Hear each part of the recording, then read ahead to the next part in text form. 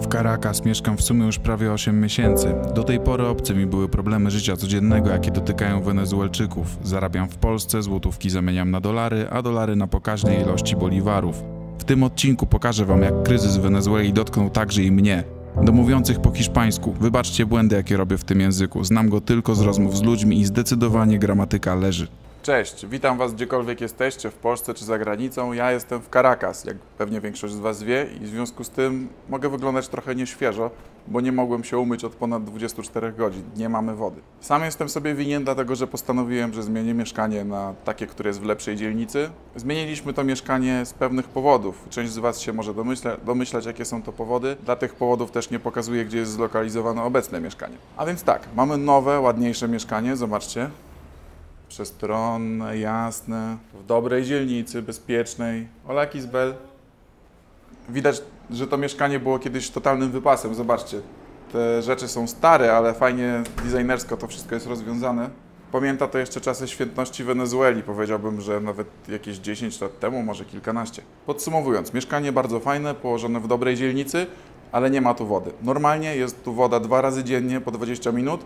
O 6 rano i o 19. Od kiedy my tu jesteśmy, woda pojawiła się raz. O 6 rano na 10 minut. Zdołaliśmy napełnić 30% tego zbiornika na wodę, który jest już pusty. Od 24 godzin nie mamy wody i jedziemy do mieszkania wcześniejszego na Plaza Venezuela się wymyć. No więc jedziemy teraz do tego starego mieszkania na Plaza Venezuela, stoimy w korku. Okazuje się, jak porozmawiałem z ludźmi, zasięgnąłem informacji, że to, że tam jest woda w tym mieszkaniu na Plaza Venezuela, to jest anomalia. Od 1-2 lat mniej więcej Caracas cierpi na ogromny brak wody, czasami nawet w dobrych dzielnicach nie ma wody przez tydzień, może się tak zdarzyć.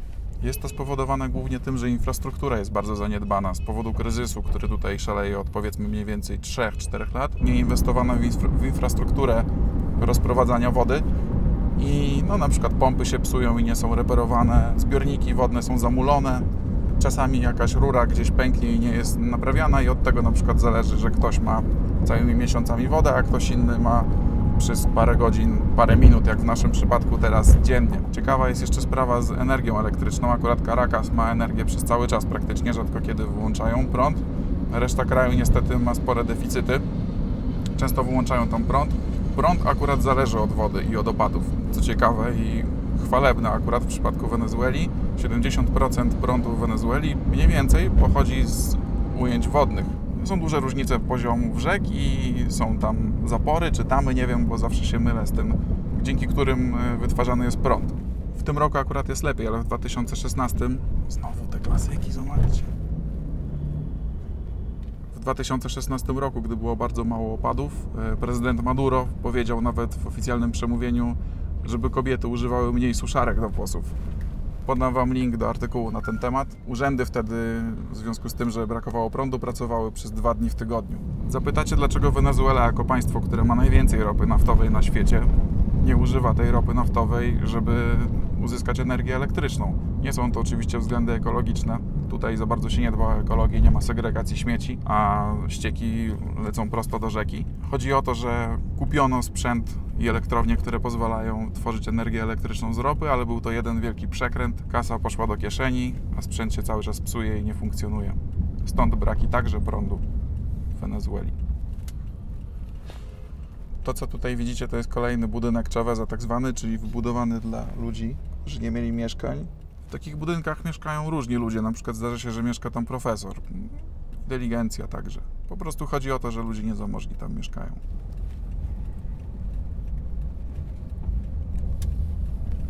Jesteśmy z powrotem w mojej nadal ulubionej dzielnicy Plaza Venezuela. Na tyle niebezpiecznej, że ciekawej, na tyle bezpiecznej, że można tu żyć w miarę i funkcjonować. Ubolewam, że ten odcinek znowu będzie trochę przegadany, wybaczcie mi, ale musiałem opuścić Wenezuelę, co zajęło mi 3 dni do niej wrócić i do tego jeszcze mieliśmy tę przeprowadzkę, tak więc nie miałem czasu zorganizować żadnego eventowego odcinka, czyli powiedzmy odwiedzenie jakiegoś miejsca, czy jakieś ekstremalne wyczyny sportowe. Te okulary, o których mówiłem, cały czas na nie czekam, one są dostarczane przez eBay na Florydę do agencji, która się zajmuje importem tego do Wenezueli i później się to odbiera w tej agencji tutaj. Nikt osobiście, indywidualnie nie sprowadza rzeczy, bo pewnie by go zabili podatkami i łapówkami, a do tego jeszcze pewnie by to ukradli. Tak więc trzeba na to czasami czekać nawet 3 tygodnie. Cały czas jest informacja, że w dostawie do Wenezueli ze Stanów. A więc jesteśmy, Plaza Venezuela, moja ulubiona miejscówka. Idę tutaj jak do siebie do domu, no bo w sumie to jest mój dom. Chodzimy. Taka ciekawostka. Widziałem wcześniej, że w tym Edificio de Chavez, czyli w tym budynku Chaveza obok, jest wywieszony portret Maduro w oknie. Za jakieś 3 tygodnie, mniej więcej, chyba z tego co pamiętam, 20 maja są wybory prezydenckie w Wenezueli i to jest dobra metoda na to, żeby mieszkać w mieszkaniu, które się zajęło nielegalnie. Na przykład wywieszasz Maduro i raczej cię nikt wtedy nie ruszy. Chociaż nie wiem, jak jest w tym przypadku, może to prawdziwy zwolennik prezydenta Maduro. Podczas gdy Kisbel brała prysznic, ja przyglądałem się Caracas z perspektywy okna. Oto budynek La Previsora, kiedyś prywatnej, a w 2010 roku znacjonalizowanej firmy ubezpieczeniowej. A oto sterta śmieci wyrzuconych na ulicę.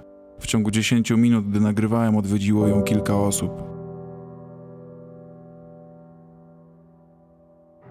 Dokąd zmierza Wenezuela? To pytanie zadałem sobie już kilkadziesiąt razy i nadal nie znam odpowiedzi. 20 maja wybory prezydenckie, do których bojkotu wzywa opozycja. Jedno jest pewne, jeżeli te wybory się odbędą, zwycięzcą będzie prezydent Maduro.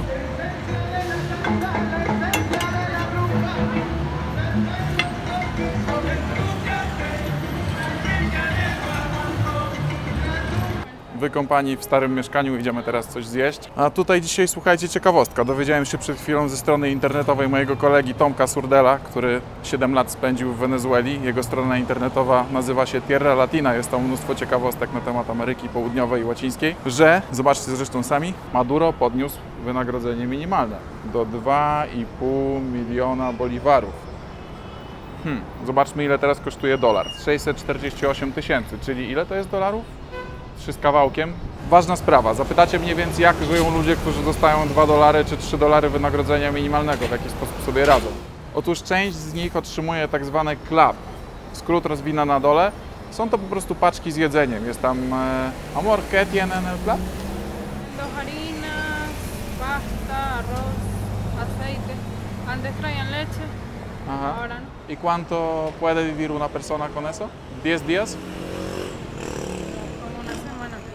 Dicen que lo van a dar cada mes, pero en realidad lo dan cada un mes, 2 meses. Tak więc otrzymują te paczki club. Ale uwaga, nie wszyscy.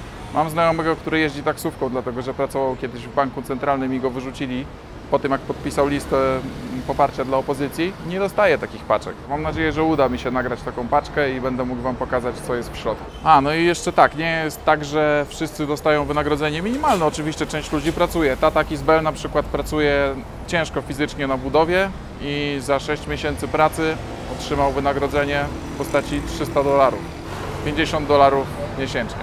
Jeszcze co do Tomka. Tomek, o którym powiedziałem, który prowadzi stronę Tierra Latina, jest dla mnie kopalnią wiedzy. Mnóstwo pytań mu zadaję, on mi wiele opowiada. Mieszkał w Wenezueli przez 7 lat, ale zdecydował, że się wyprowadzi, bo pewnego razu trafił swoim samochodem w strzelaninę na ulicy i po prostu ci ludzie, którzy strzelali do siebie, wybili mu szybę z tyłu w samochodzie i uznał, że to jest ten moment, w którym opuści Wenezuelę. W sumie go rozumiem. Nikt nie wychodzi w Wenezueli z budynku, zanim nie przyjedzie taksówka. Tak samo jak taksówkarz czeka, zanim wejdziesz do swojego budynku, zanim odjedzie. Llámalo. ¿Por qué? Porque los taxis molestos cuando tú los llamas en Venezuela. Jest taksówka. Taksówka trochę jak w Polsce za komuny. Taksówkarz jest takim królem, nie za bardzo. Tam można trzaskać drzwiami, bo się denerwują i nie lubią czekać też na ciebie. Także z tą kamerą tu trochę szaleństwo. Ale nagram Wam kawałek i wchodzimy do samochodu i jedziemy. Buenas tardes. Código es 189. O, tu spójrzcie jeszcze na ten hotel. Nie wiem, czy to dobrze widać w GoProsie, ale to jest hotel. Migas de las Mercedes. I wszędzie są kable pod napięciem. To wszędzie jest w Caracas. Chociaż słyszałem, że też w Ameryce Południowej po prostu tak jest. Teraz tutaj, jak jest kryzys, to jest to jeszcze bardziej uzasadnione w sumie.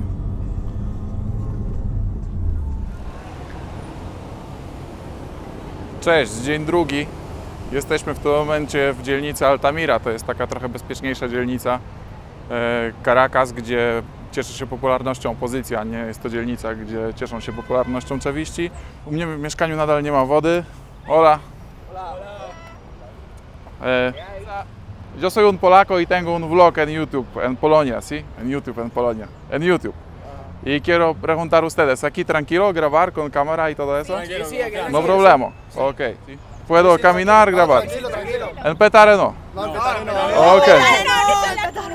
Yo quiero grabar Petare, pero yo necesito allá con mi amigo que él vive allá, ¿sí? No, no se presta. No buena idea. La puedes grabar allá riendo. Por favor. Muy gracioso. ¿Qué le parece Venezuela? Yo amo Venezuela. Yo vivo aquí como 8 meses ahora, creo. ¿Sí? Sí. Eso es porque hablo poquito español, porque mi novia es de ¿Y le ha venezolana. gustado bastante aquí la estadía? La vida es difícil, sí, yo no tengo agua ahora 48 horas en mi casa, sí, necesito... ¿Eso es posible que no agua una semana? Sí. Aquí en Ok. Venezuela todo es posible. Todo es posible. Wenezuelczycy są bardzo spontaniczni, wystarczyło wyjść na ulicę i po prostu już mnie zawołali i chcieli ze mną gadać. Teraz jest trochę wiatr, mam nadzieję, że dźwięk się dobrze nagrywa. To jest Carlos, mój kolega. Jeździ taksówką i po prostu zaprzyjaźniliśmy się, pomaga mi. Dzisiaj na przykład pomógł mi znaleźć łaźnię, gdzie mogłem się wykąpać, bo w mieszkaniu nadal nie ma wody, w związku z czym będę szukał teraz trzeciego mieszkania. No i ma kilka ciekawych historii. Tu puedes hablar cuando un día ellos quieren ellos no quieren, ellos sí secuestrarte. Sí, eso fue hace 4 años que estaba en mi vehículo, eso fue un 31 de diciembre y me interceptaron en la autopista, en la vía rápida, me secuestraron. Un carro? Un carro me interceptó y se montaron en mi carro y me llevaron. Eso es lo que llamamos aquí en Venezuela un secuestro rápido, un secuestro express. Ellos lo hacen para tener dinero de la forma más rápida. Entonces me secuestran, me dicen que se van a llevar mi vehículo y que si yo quiero rescate por el vehículo tengo que pagar una cantidad de dinero. Y sellaron mi teléfono y me pidieron un número de contacto para comunicarse conmigo y pedirme el rescate del vehículo. Claro, yo no accedí porque yo el vehículo yo tenía seguro, o sea, y preferí perderlos antes de acceder y negociar con los malandros o con los secuestradores. Wiele osób, z którymi rozmawiałem, wielu taksówkarzy, z którymi rozmawiałem, też opowiadają mi różne historie, na przykład ta aplikacja Nexo, o której Wam mówiłem, że jest bezpieczna, no to ktoś kiedyś ukradł kartę kredytową, założył tę aplikację na tę kartę kredytową i użył tej aplikacji z tą kartą kredytową, żeby ukraść samochód taksówkarzowi. Eso se llama Plaza Altamira. Esto es lo que llaman el bastión de la oposición. Aquí es donde generalmente cuando hacen las marchas o las manifestaciones, aquí es el punto de encuentro de la oposición. Algunas personas dicen que eso es posible, que aquí no hay agua algunas veces porque la oposición, pero no sabemos eso seguro, ¿sí? Desde mi punto de vista personal, son 2 factores importantes que hacen que no haya agua. Por un lado, la falta de mantenimiento, de inversión en la empresa de agua, y por otro lado, sí es verdad, y hay sectores donde supuestamente, como este caso, que es el sector opositor, donde generalmente entonces buscan, o sea, sí tienen la manera de cómo cerrar grifos, y hay un razonamiento de 2 días. En los sectores populares tratan de no quitarle el agua, pero en el caso de los sectores que son opositores, inclusive hasta pueden durar semanas sin agua. En el sector del oeste de la capital, que es donde es un sector chavista, y hay una avería de agua en el sector de aquí que es contra el chavismo, se sobreentiende que, o sea, aquí no van a repararlo de la forma más rápida que lo pueden hacer por allá. Esta zona, por lo general, sobre todo las zonas opositoras, carecen un poco de agua y también incluso de luz. O sea, tú te pones a ver, o sea, estos sectores generalmente después de las 7 de la noche están totalmente a oscuras. Carlos jest z wykształcenia ekonomistą. Kiedyś robił karierę i miał wysokie stanowisko w państwowej instytucji. Kilkanaście lat temu podpisał tzw. listę Tascón, domagającą się odejścia ówczesnego prezydenta Chaveza. Niedługo później stracił pracę i nie ma możliwości zatrudnienia w jakiejkolwiek państwowej instytucji. Odcinek ten dedykuję wszystkim tym, którzy uważają, że są systemy lepsze niż demokracja.